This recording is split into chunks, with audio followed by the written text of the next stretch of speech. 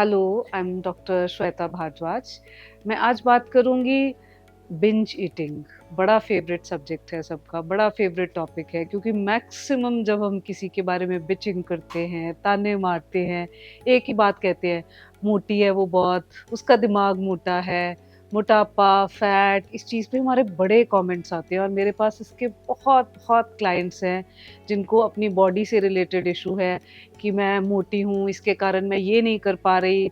मेरे पेरेंट्स ने मेरे मोटापे पे बड़े कमेंट करे हैं और ये बहुत बड़ी प्रॉब्लम है। सुनने में ऐसा लगता है कि जैसे कुछ भी नहीं है, बट अगर आप थेरेपी में या मेरी सेटिंग को मेरे पर्सपेक्टिव से चेक करोगे तो पता चलेगा ऑलमोस्ट वो हर बंदा जिसका वेट थोड़ा नॉर्मल से ज़्यादा है, वो कॉम्प्लेक्स्ड होता है।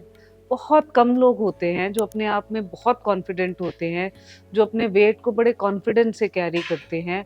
बट सोशल आप कह लो या लोगों के कमेंट्स कह लो या सोशल जजमेंट्स कह लो, इसके कारण वेट के कारण बहुत लोगों को बहुत बार बहुत कुछ सुनना पड़ता है और बहुत बार वो लोग कितनी अपॉर्चुनिटीज़ अपनी गवा देते हैं just because I am fat. उनके दिमाग में होता है कि मैं मोटी हूँ और वो ऐसा नहीं है कि वो सिर्फ सोच रहे होते हैं, बहुत बार उनको फेस भी करना पड़ता है उस वेट के कारण कि तू मोटी है ना, तेरा दिमाग भी मोटा है, तू मोटी है ना, अच्छा नहीं लगता है तू खड़ी होके स्टेज पे बोलेगी, सब लोग हँसेंगे। शायद वो बहुत अच्छा कर सकती होती बट वो एक जजमेंट जो अपनों ने ही दी होती है, पेरेंट्स ने दी होती है।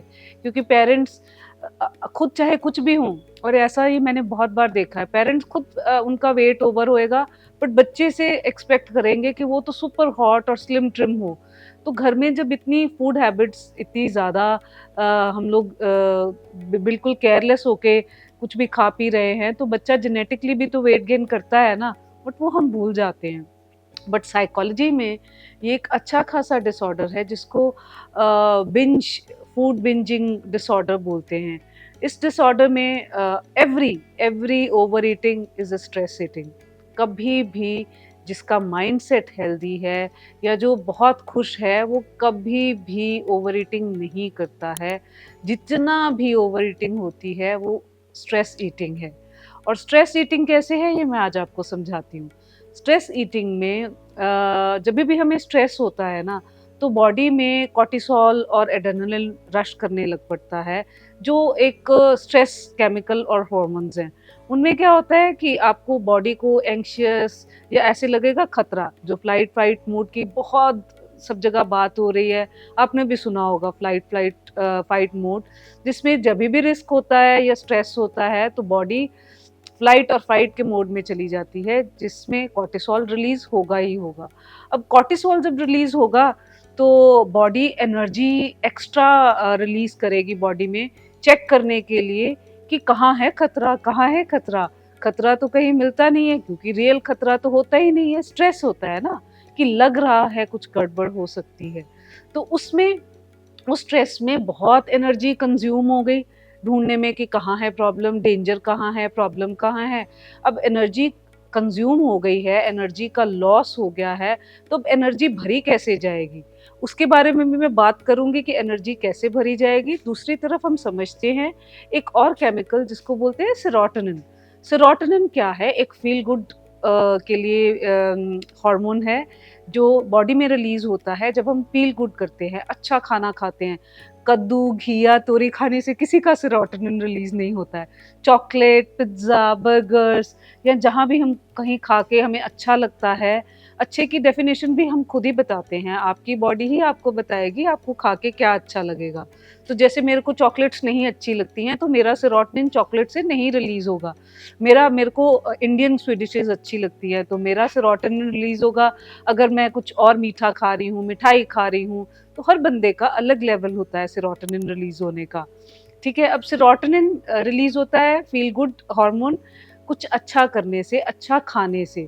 अब जब हम नॉर्मली अच्छा खाना खाते हैं तो फ़ील गुड होता है।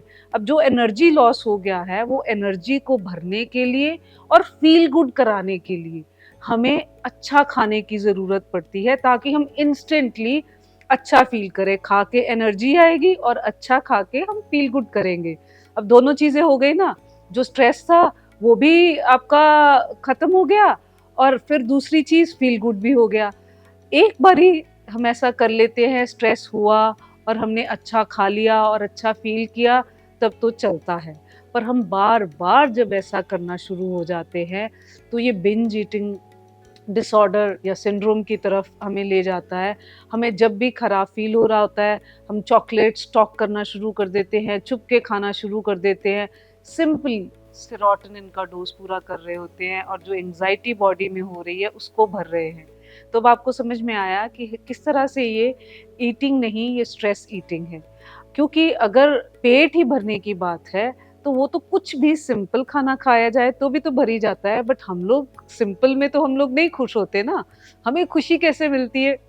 जब हम कुछ बहुत अच्छा करते हैं या खाते हैं। तो अगली बार जभी भी आपको ओवर ईटिंग की अर्ज हो और आपका वेट आपको दिख रहा है नॉर्मल से ज़्यादा बढ़ा हुआ है और आपकी कंट्रोल में नहीं है, कोई भी जो स्ट्रेस ईटिंग है, हेल्प लीजिए ना। बहुत-बहुत सिंपल तरीकों से भी, जैसे अगर मैं बात करूँ, सबसे पहले समझना है कि मैंने कौन-सी चीज़ का स्ट्रेस हो रहा था जिसके कारण मैंने बिंज ईटिंग करना शुरू करा और कब पहली बार किया। मोस्ट ऑफ द टाइम शायद कई बारी स्ट्रेस आज या कल का नहीं होता, बचपन का होता है कि मेरे को बचपन में मम्मी से डाँट पड़ती थी, तो फ़ील गुड के लिए बच्चा छुप के चॉकलेट खाता था, कमरे में रात को रज़ाई के नीचे रख के खाता था। क्यों? सिंपली उसको अच्छा फ़ील कराना था खुद को और अच्छा फ़ील करके सोना था। तो बहुत बार ये बचपन से शुरू होता है और बचपन में वो खा-खा के तब तो बच्चे का नहीं जजमेंट होता ना कि वेट बढ़ जाएगा। अब वेट बढ़ गया है तो पेरेंट्स की पहले ही उनका एक एग्रेशन था, अब उनके जजमेंटल कमेंट्स आने शुरू हो जाते हैं, तूने वेट गेन कर लिया है, तू मोटी है, तू कुछ नहीं कर सकती, तेरी शादी नहीं होगी। हम लोग पता नहीं क्यों वेट और शादी का कनेक्शन क्यों कर लेते हैं। अगर किसी का पर्सनैलिटी अच्छी है, उसकी एजुकेशन अच्छी है, हम क्यों नहीं उस बंदे को उसकी जजमेंट उसके पर्सनैलिटी और उसकी एजुकेशन के बेसिस पे करते हैं? क्यों हमारे लिए वेट, लुक्स और ब्यूटी के पैरामीटर्स बहुत इम्पोर्टेंट है? अगर मॉडलिंग करनी है तो मैं कहूँ भी कि आप की लुक्स ऐसे इम्पोर्टेंट है, आपको ऐसे परफेक्ट होना चाहिए, फ्लैट स्टमक होना चाहिए, आपको एकदम ग्लास फिगर या बिल्कुल क्लियर स्किन होना चाहिए। हर एक प्रोफ़ेशन की एक डिमांड है, हमें उसी के हिसाब से अपने बच्चों पे कमेंट करना चाहिए। और अगर बच्चा स्ट्रेस ईटिंग कर रहा है, तो ये पेरेंट्स का बहुत इम्पोर्टेंट रोल है कि वो समझे कि बच्चा ऐसा क्यों कर रहा है। अगर वो बचपन में ही पकड़ा जाता है, तो लाइक एनी अदर इश्यू, तो शुरू में पकड़ा जाए तो उसको हेल्प करना, उस पे काम करना बड़ा आसान है। जैसे-जैसे बढ़ता जाता है, अब वेट 100, 150, 200 क्रॉस कर गया है और फिर हम कोशिश करें कि स्ट्रेस को, जो भी स्ट्रेसर्स हैं या जो भी फैक्टर्स हैं जो स्ट्रेस को बढ़ा रहे हैं, आज ही के बेसिस पे काम करके उसको इंस्टेंटली ठीक किया जाए।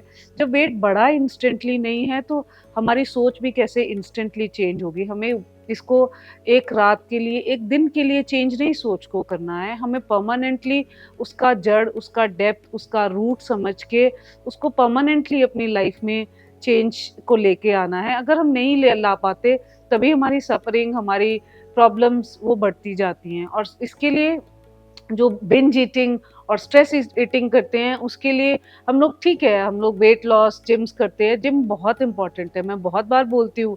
ज़रूरी नहीं है ये बिंज ईटिंग वालों को जिम जाने की ज़रूरत होती है। जिम के लिए बहुत अलग सारे, जैसे बाइपोलर है, बीपीडी है। जब हम बॉडी को रेगुलेट करते हैं, तो माइंड हमेशा ठीक होता ही होता है। बॉडी माइंड का कनेक्शन हमेशा से रहा है। आयुर्वेदा सबसे पहले, जिसकी अगर मैं बात करूँ, तो आयुर्वेदा में सबसे पहले बात की गई बॉडी और माइंड के कनेक्शन की, बॉडी और गट के कनेक्शन की। आपको स्ट्रेस होगा तो आपके गट पे अफ़ेक्ट करेगा ही करेगा। स्ट्रेस ईटिंग, गट और गट से रिलेटेड और बहुत सारे इश्यू हैं, जिसके बारे में हम एक नेक्स्ट एपिसोड में या किसी अलग टाइम पे बात करेंगे। ये एक बहुत डिटेल्ड एक कॉन्सेप्ट और डिटेल्ड सब्जेक्ट है। स्ट्रेस ईटिंग एंड स्ट्रेस के कारण जो गट पे इफ़ेक्ट आता है, जिसको ब्रेन गट एक्सिस बोलते हैं, उसके बारे में भी डिटेल में बात करेंगे। बट अभी के लिए जो भी आपके आस-पास लोग हैं जो बिंज ईटिंग में हैं, उनके लिए हेल्प लीजिए। Counselling really can help. Thank you.